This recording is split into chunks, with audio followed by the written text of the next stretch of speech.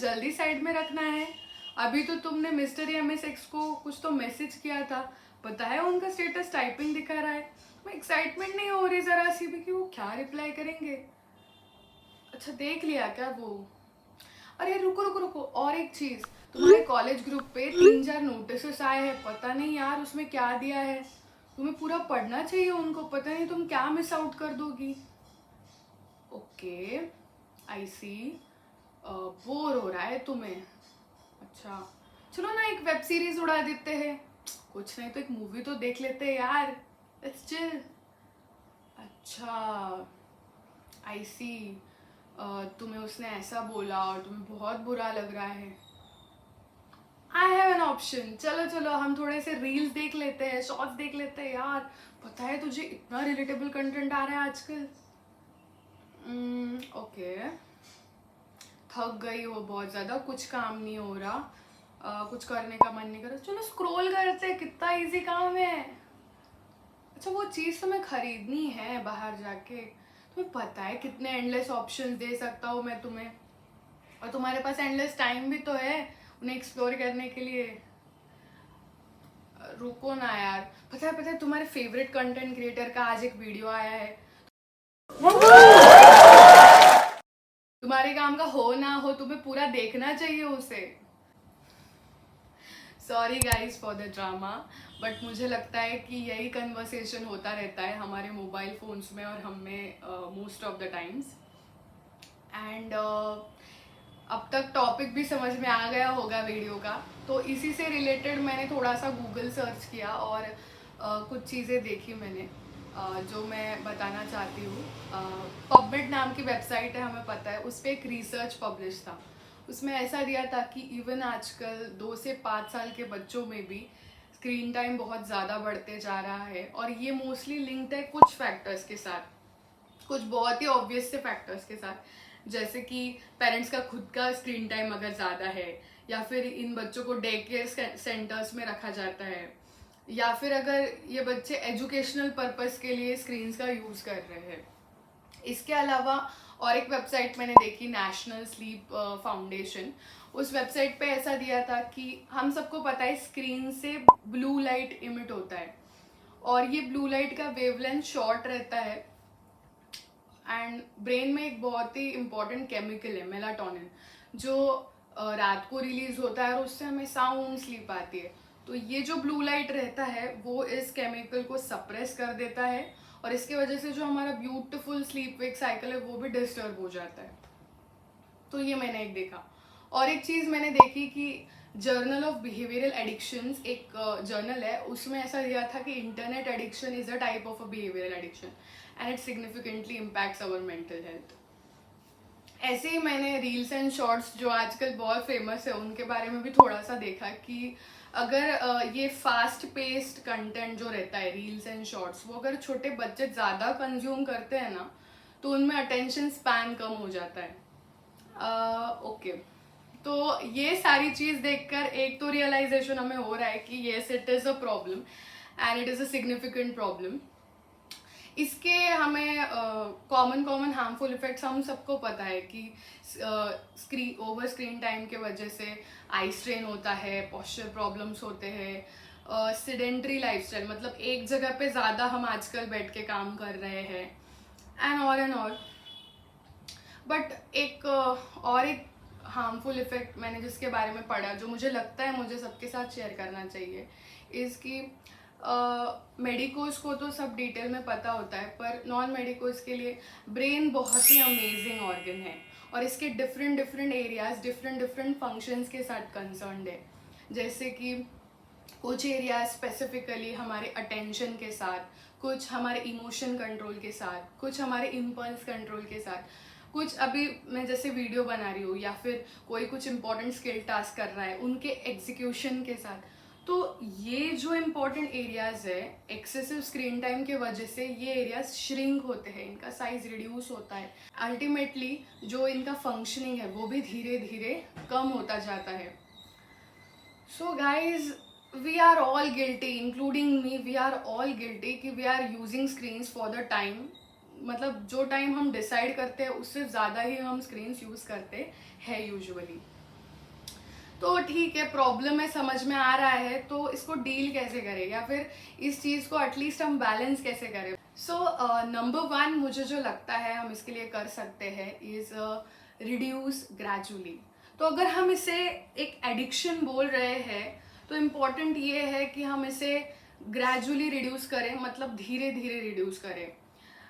कोई भी एडिक्शन का ऐसा रहता है कि अगर अपन उसे एकदम से बंद कर दे तो उसके विड्रॉवल सिम्टम्स आते हैं एंड बाद में वो एडिक्शन और भी ज़्यादा बढ़ जाता है। तो इसलिए हम ऐसा कर सकते हैं, जो ज़्यादा ही यूज़ कर रहे हैं, आज अगर वो एक पर्टिकुलर ऐप पे 4.5 घंटे बिता रहे हैं तो 2-3 दिन बाद 4 घंटा 15 मिनट उस ऐप को यूज़ कर सकते हैं, उसके 2-3 दिन बाद 4 घंटा यूज़ कर सकते हैं।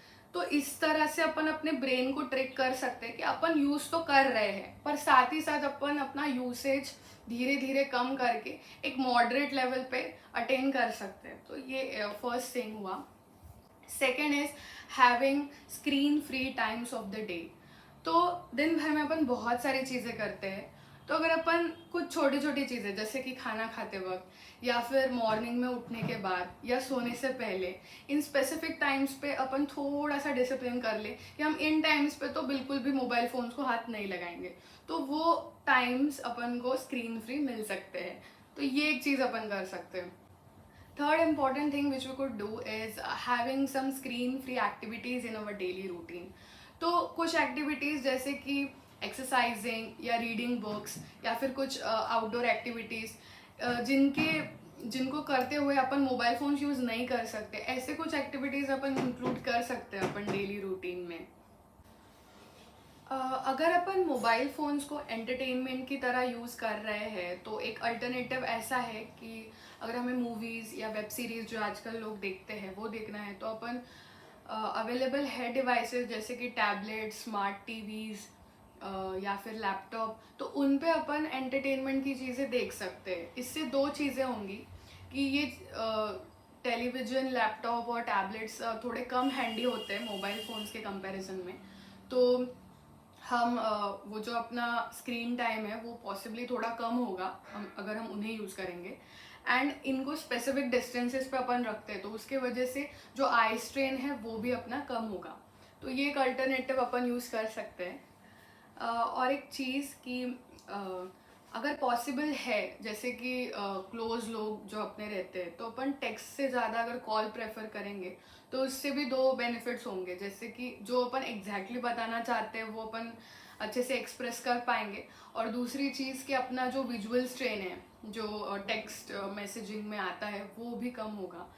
और अपन ने सुना है ये काफ़ी बार कि जो भी अपन सोशल मीडिया ऐप्स यूज़ करते हैं, अगर हम उनका एक्सेसिव यूज़ कर रहे हैं या फिर अपन फ़ोन खोलते ही डायरेक्टली सोशल मीडिया ऐप पे जा रहे हैं, ऐसी हमें आदत लग गई है, तो अपन उसके लिए ऐसा कर सकते हैं कि वेबसाइट्स में जाके उन ऐप्स के लॉग इन करके रख सकते हैं। इससे जो बैरियर्स होंगे to reach that particular app और वेबसाइट वो बढ़ जाएंगे, उसके वजह से frequency of opening that particular app वो कम हो जाएगी और उससे हमारा स्क्रीन टाइम कम होगा।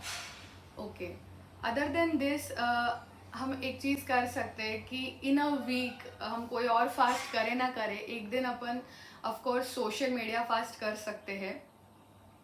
इस दिन अपन बिल्कुल भी कुछ भी स्क्रॉलिंग नहीं करेंगे, कोई इंस्टा की कोई भी स्टोरीज या फिर कुछ भी पोस्ट या कुछ नहीं करेंगे। इससे हमारा वो दिन काफ़ी ज़्यादा पीसफुल होगा और पॉसिबली हमारा स्क्रीन टाइम उस दिन कम होगा।